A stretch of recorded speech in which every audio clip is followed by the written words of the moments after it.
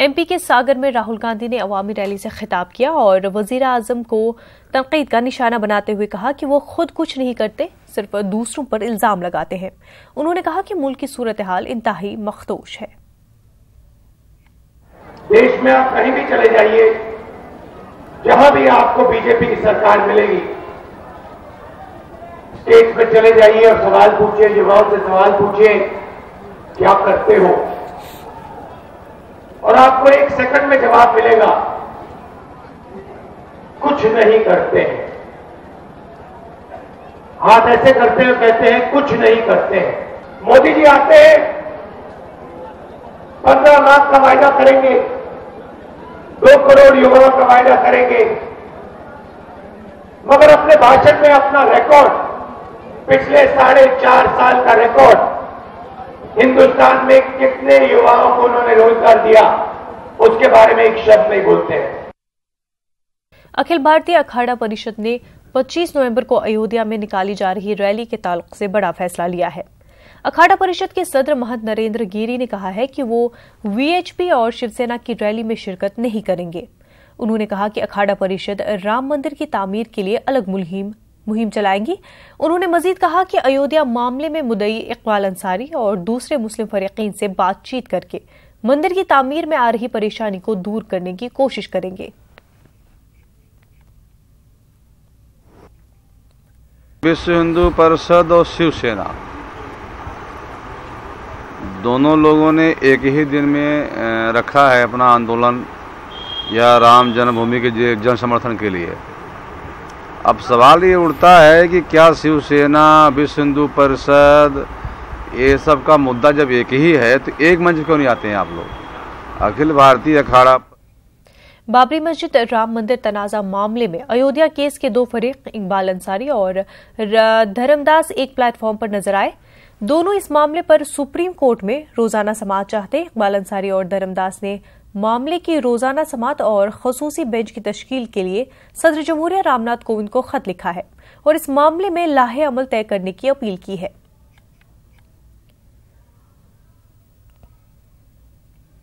ठीक है, बयान तो आपका। कानपुर के एक प्राइमरी स्कूल में बच्चों से बर्तन धुलवाए जाते हैं। कानपुर के बर्रा में वाक़े प्राइमरी स्कूल में तलबा को बर्तन धोते हुए देखा जा सकता है। जिनके हाथों में किताबें होनी चाहिए थी, अब उनके हाथों में मिड डे मील के गंदे बर्तन हैं। न्यूज़ 18 के कैमरे में कैद ये तस्वीरें हमारे मुल्क के बच्चों के मुस्तक़बिल पर सवाल खड़े कर रही हैं। प्राइमरी एजुकेशन के अहदेदारान इस मामले में जांच की बात कर रहे हैं, साथ ही सख्त कार्रवाई की यकीन दहानी भी करा रहे हैं।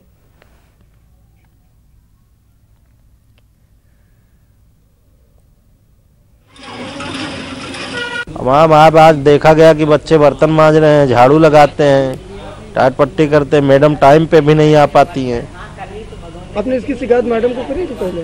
करी थी पहले, कहीं जाम का बहाना तो कहीं और कोई बहाना हो जाता है। देखिए, सभी जगह सत्य नहीं है ये पूरी बातें। जो बच्चे खाना खाते हैं वो बच्चे अपने बर्तनों को धुलते हैं, लेकिन कुछ स्कूलों में एक वीडियो जैसे अभी प्राप्त हुआ कुछ दिन में, जिसमें एक स्कूल में मिड डे मील के बाल्टियों को धोते हुए देखा गया।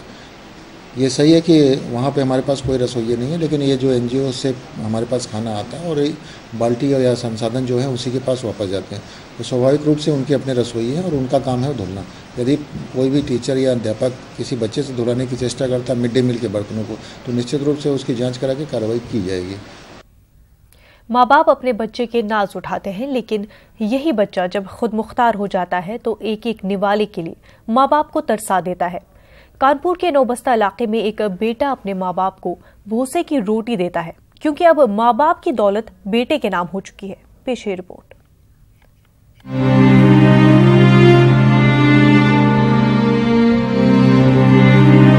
कानपुर एसपी साउथ के ऑफिस के सामने बैठे इस बुजुर्ग की दास्तान जिसने भी सुनी उसकी आंखें भर आईं।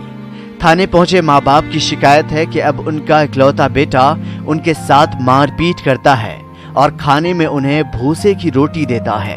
उनकी शिकायत है अपने बेटे और पुत्रवधू के खिलाफ कि उनको घर से बाहर निकाल दिया गया है और उसके साथ दुर्व्यवहार किया जाता था। तो इसमें जांच के लिए आदेश कर दिए गए हैं और तत्काल जल्द से जल्द इसमें जो भी नेसेसरी विधिक कार्रवाई है वो की जाएगी। वही घुन भरे, किरवा भरे, आटा में जलमन का आटा वही की रोटी देते रहा है, वही में चूनी चुकरा चाला सिनारा आया ऐसे बना देती पानी लगा के।